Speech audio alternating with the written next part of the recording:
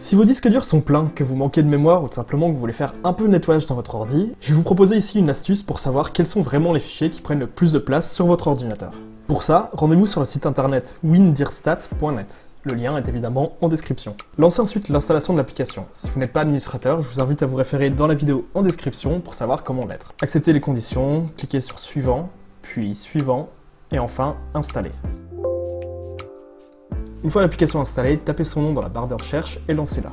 L'application va vous proposer de sélectionner vos différents disques durs. Vous pouvez en sélectionner un ou plusieurs. Faites ensuite OK et elle va tout analyser. On patiente quelques minutes et on se retrouve tout de suite.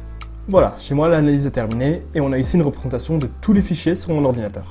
Vous avez alors deux façons de repérer les fichiers les plus lourds. Un rectangle correspondant à un fichier, vous pouvez simplement cliquer dessus pour savoir quel est le fichier et le supprimer si nécessaire. Ne supprimez que des fichiers qui sont à vous et dont vous savez l'origine. N'allez pas supprimer des fichiers qui viennent du dossier Windows par exemple. La seconde façon de procéder est tout simplement de parcourir cet arbre ici pour trouver quels sont les fichiers les plus lourds.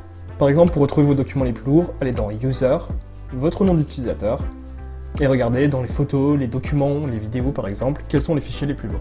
Enfin, pour trouver les programmes les plus lourds, allez dans Programme Data, Programme File ou Programme File 86 et cliquez sur chaque application pour savoir combien de place elle prend sur votre ordinateur. Ne supprimez surtout pas une application directement depuis ici. Désinstallez-la proprement et si vous ne savez pas comment faire, je vous invite à vous référer à la seconde vidéo qui est en description et dans les fiches pour savoir comment procéder.